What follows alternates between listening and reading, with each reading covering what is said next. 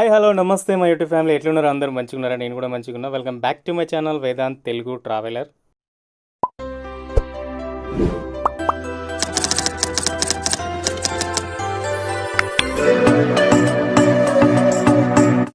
So friends ఇక్కడ మీరు చూసినట్టయితే ఇది మత్తడి నుండి వచ్చే వాటర్ నుండే ఇన్ని వాటర్ వస్తున్నాయంటే ఇంకా చెరువు ఎంత పెద్దగా ఉండాలి అని అనుకుంటారు కదా. సో అది నిజమే, చెరువు చాలా చాలా చాలా పెద్దది.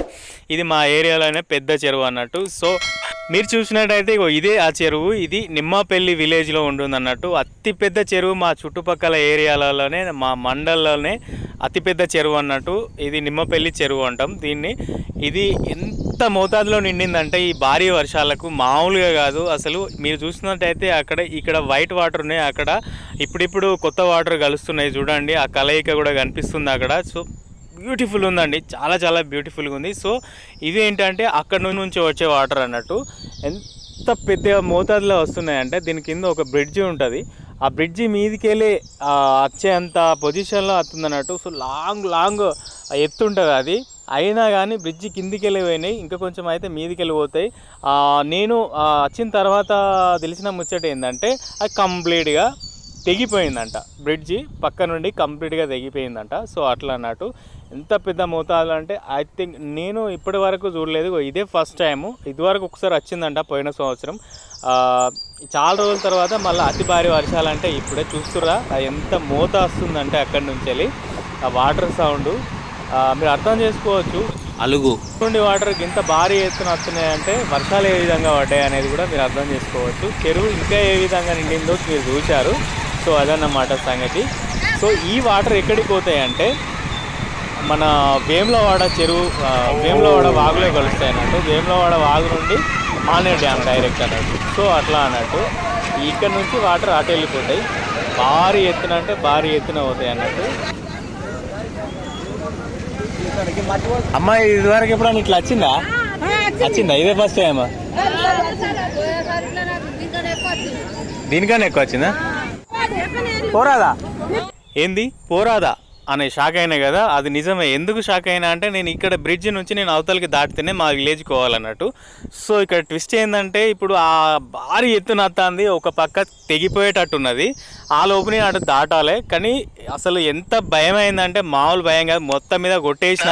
లేదు అంటే ఒక 30 కిలోమీటర్స్ పోయి మళ్ళీ వేరే రూట్ నుంచి రావాలి, అక్కడ కూడా రోడ్లు ఎట్లున్నాయో తెలియదు. సో 10 కిలోమీటర్స్ చూసుకుంటే 30 కిలోమీటర్స్ డిస్టెన్స్ నుంచి ఎంత టైం అంతా వేస్ట్ అవుతుంది. ఒకటి ఇక్కడ ఒక 5 నిమిషాలు ధైర్యం చేసుకుంటే సరిపోతుంది. ఎందుకంటే బ్రిడ్జి మీదకి వెళ్ళి వాటర్ ఎక్కుతలేవు, ఓన్లీ బ్రిడ్జి కింది కొన అంచు మీదకి వెళ్ళి పోతున్నాయి. ఇక్కడ ఒక పక్క తెగిపోతుంది.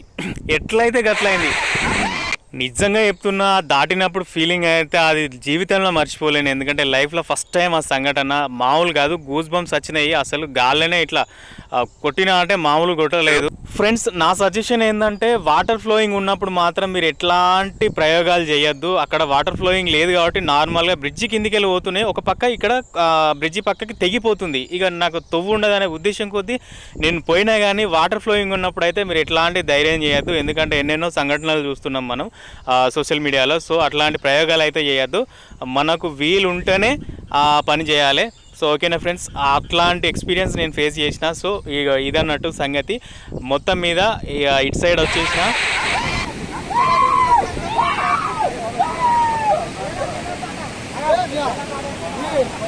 సో ఇటు దిక్కు వచ్చిన తర్వాత ఇక్కడ ఒక తాతకి ఒక మంచి పెద్ద చేప దొరికింది, దాన్ని పట్టుకొని మన వాళ్ళంతా ఫోటోలు దిగుతున్నారు. సో ఇక్కడ వాళ్ళంతా సో ఇట్లుందన్నట్టు ఫ్లోయింగ్ చూసిరా, మామూలుగా లేదు అసలు. ఆ బ్రిడ్జ్ అసలు అక్కడ దగ్గరకు పోయి వీడియో తీద్దామంటేనే భయం అయింది, అంత పెద్ద ఫ్లోయింగ్ వస్తుంది అడిగే. అది మామూలు ఫ్లో కాదు, చేపతోని మన వాళ్ళు తెగ ఆడుతున్నారు, భారీ చేప ఉంది అది. సో ఇదన్నమాట సంగతి. ఇట్లా అలుగు దుంకుతుంది, మామూలు కాదు. నేనైతే ఫస్ట్ టైం చూస్తున్నా బాయ్, ఇదైతే దగ్గర ఇదే బ్రిడ్జ్ నేను దాటింది. ఇక కొద్దిసేపట్లో ఇక్కడ అటు తెగిపోతుంది. ఇక నేను వచ్చిన ఒక హాఫ్ అన్ అవర్ 1 అవర్కి అది తెగిపోయిందంట. మనకు టాక్ వస్తుంది కదా, ఇది ఎంట ఇన్ఫర్మేషన్లు వస్తుంది కదా, ఇప్పుడు మన సోషల్ మీడియా ఉన్నదే అందుకు కదా.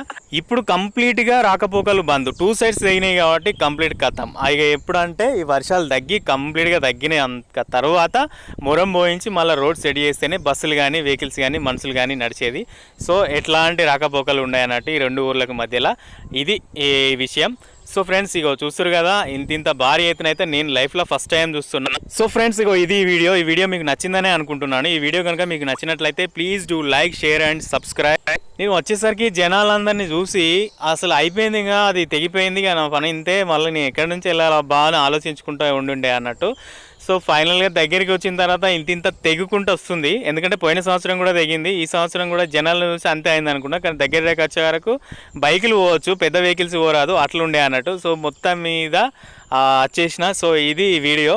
వర్షాకాలం స్టార్ట్ అయిపోయి 4 months అయిపోతుంది, అయినా కానీ ఏం వర్షాలు లేవు. అడపదడప ఎప్పుడో ఒక వర్షం పడ్డట్టు అట్లా పడిపోయింది. సో ఇక ఇది ఇంతే అనుకున్నారు, ఈ సంవత్సరం ఇంతే. ఒక పంట మాత్రమే పండుతుంది, వర్షాకాలం పంట, ఏసంగి పంట. ఇక కష్టమే అని అనుకున్నారు. అనుకునే టైంలో మామూలు కొట్టుడు కాదు, ఇది వర్షము, బీభత్సమైన వర్షం. ఇప్పుడు రైతులకు మంచి 2 పంటలు ఈజీగా పండుతాయనే ఒక నమ్మకం అయితే కుదిరింది. వచ్చే సంవత్సరానికి అంతా సరిపడా నీళ్ళు అయితే దొరికినాయి. సో ఫుల్ హ్యాపీ అన్నమాట. ఇది ఈ వీడియో. సో ఇట్లుంది. మీకు ఈ వీడియో నచ్చిందనే అనుకుంటున్నాను. ఓకేనా friends, thank you for watching till the end. Friends చూస్తున్నారు కానీ ఒక లైక్ వేసుకోండి. ఓకేనా ఫ్రెండ్స్, నెక్స్ట్ వీడియోలో మళ్ళీ కలుసుకుందాం. అంతవరకు బాయ్ బాయ్.